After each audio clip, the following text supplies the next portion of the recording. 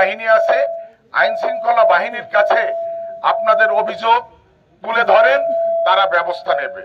সেই লক্ষ্যে যারা উপস্থিত হয়েছেন সকলকে আহ্বান জানাতে চাচ্ছি, আমরা শান্তিপ্রিয় মানুষ, আমরা তারেক রহমানের আদর্শের সৈনিক।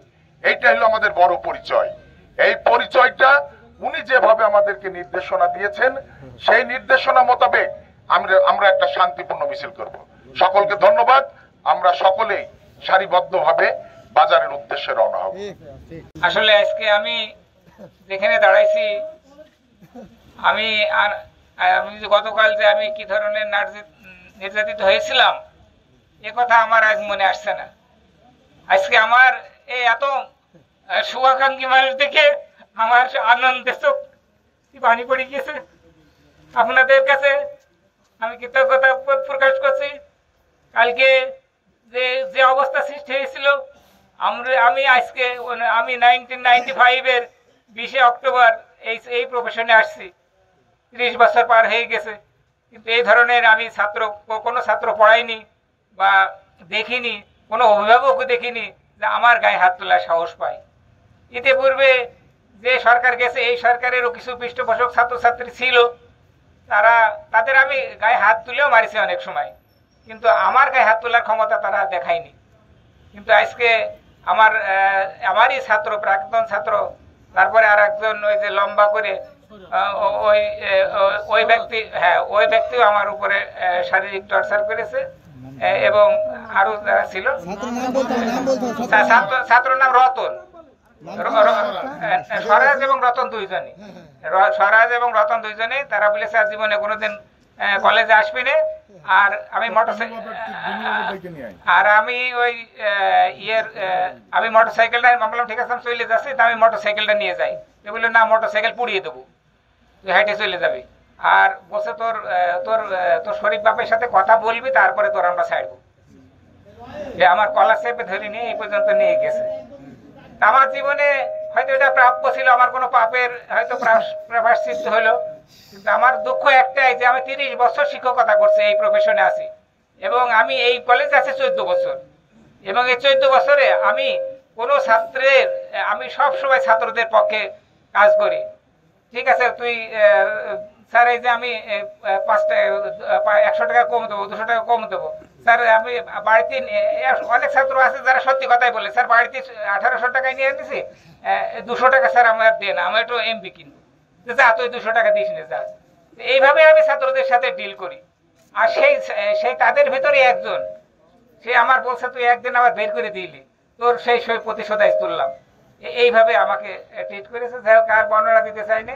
আমি শুধু এইটুকু আমার কষ্ট যে আমার ছাত্র আর ওই যে স্বরাজ নাকি বলে, হ্যাঁ, এই দুইজন আমার ফিজিক্যালি এই দুইজন টর্চার করেছে। আর বাকি যারা ছিল তারাও সাথে ছিল। আমি প্রথমে ভাবছি যে হয়তো বা গালমন্দ দিয়ে চলে যাবে, কিন্তু তারা যেভাবে আমাকে চেয়ার থেকে ফেলে দিয়ে মারবে এটা আমি চিন্তা করতে পারিনি। যাই হোক, আমি এই ব্যাপারে আপনাদের বিষয় হয়েছে যে আমাদের জাতীয় বিশ্ববিদ্যালয় মানে সারা বাংলাদেশে তো নতুন কমিটি আছে, যে আমরা যেহেতু অ্যাডহক কমিটি করে ফেলেছি, এখন অ্যাডহক কমিটিতে বাইরে 2 জন লোক লাগে। মূল কমিটি যখন হবে তখন আপনাদের পরামর্শ করে আমরা করব। এখন সেটা করা হয়নি, সেই জন্যই বলেছে যে তোর কোন বাপ ঠেকায় দেখবো আমরা তো। তারপরে ওই যাই হোক, আমার এই বলে আমাকে কলেজ থেকে বের করে দিয়েছে, বলছে আর কোনোদিন কলেজে আসবে না। আমি আর কোনো কথাও বলিনি, দেখলাম প্রেস্টিজের ব্যাপার, আজকে যে আর কোনো রাগ ডাক আছে, পরে হয়তো ঠিক হয়ে যাবে, কারো বলিও নি, চলে গেছি। তো যাই হোক, এই ব্যাপারটা তারপরে মিনিমাম চেয়ারম্যান সাহেব জানালাম আমি যে এই অবস্থা হয়েছে। এখন উনি বললো যে ঠিক আছে, আমার সেই কোর্টের বোতামটাও ছিঁড়ে গিয়েছে। বোতাম মানে আমার তারপর দেখালে ভালো হয়। ভাই আপনার দেখাতে হবে। এটা তো ডিসিএসপি তো জানবে।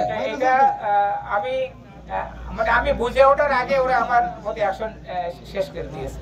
এবং সবচেয়ে আমার প্রেস্টিজের ব্যাপার আছে সে আমার ওই শহীদ মিনার পর্যন্ত কলেজের গেট পর্যন্ত নিয়ে গিয়েছে। হ্যাঁ, মানে এখানে কোনো মানে যেটা খুবই মানে বলা যায় না, আমার মতো একটা লোককে বলা যায় না। আমি বলতেও চেয়েছিলাম না, হয়তো আমি গোপনে চলে যেতাম, কিন্তু আস্তে আস্তে কিভাবে সব ইয়ে হয়ে গেল। কারণ আমার আমি একটা কথা চিন্তা করছি, 10-12 জন ছেলে এসে আমার এই ধরনের আচরণ করছে। আজকে আমার সামনে 10-1200 ছাত্র শিক্ষক অভিজ্ঞতা রয়েছে, আমার 50 জন ছাত্র আমার ওদিকে আগিয়ে গেছে যে কেউ যাতে সমস্যা না করে। আমি খুবই আপনাদের প্রতি কৃতজ্ঞ যে আজকে এই একটা অন্যায় আচরণে আমার কথা হচ্ছে যে গ্রুপিং থাকুক, লাভিং থাকুক, যা থাকে তাই থাকুক, আমি তার জন্য দায়ী নাই। আমার প্রতিষ্ঠান চালানোর জন্য আমি যা কিছু তারও করতে পারি, নিয়ম তো তাই। কিন্তু তবুও একটা দেশের একটা সিস্টেম আছে, সেই সিস্টেম অনুপাতে আমি কাজ করেছি।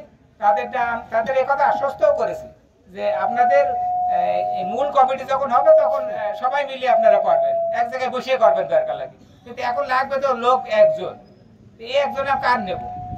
আমার পাশে যে আছে তারই নেব, সেই হিসাবে আমি নিয়েছি। এই কথা আমি বাড়াবো না, আমি আমার বক্তব্য বলে ফেলছি। সবচেয়ে বড় কথা যে তারা শারীরিকভাবে নির্যাতন করছে এবং আমাকে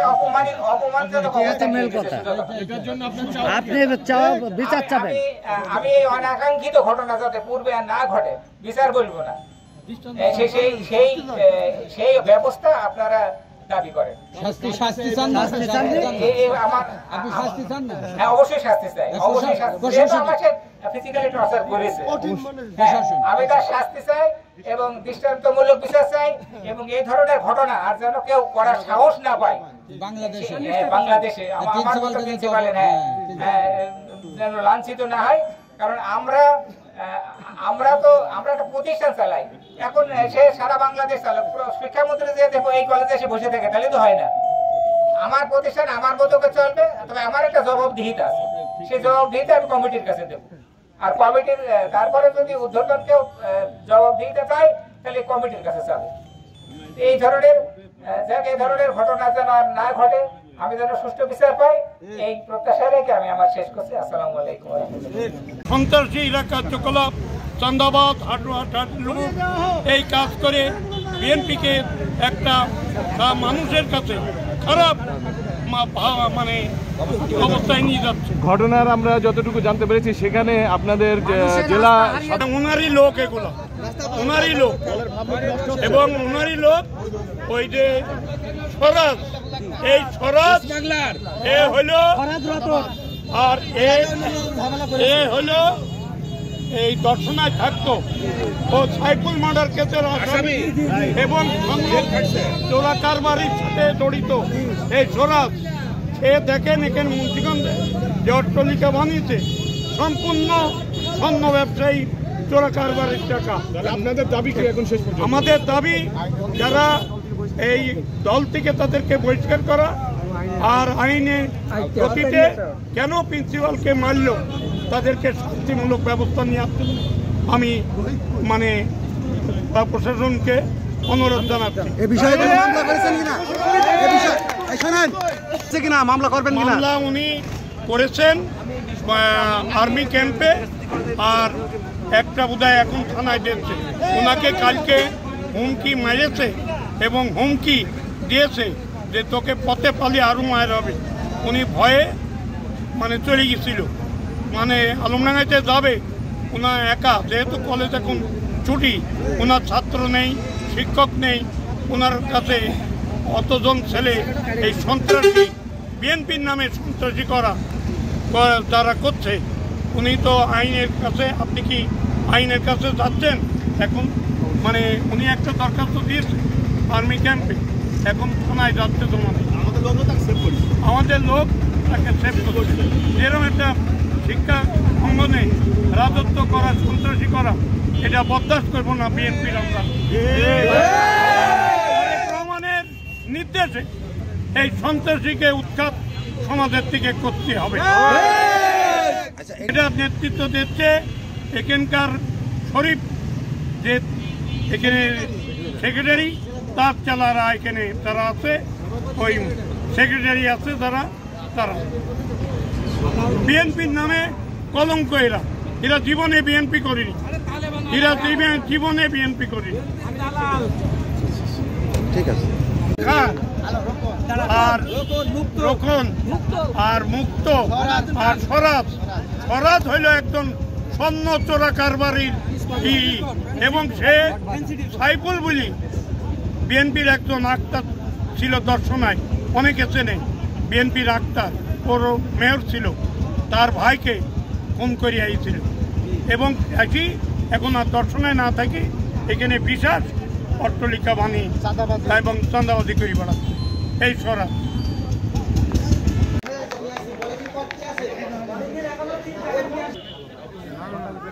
আমার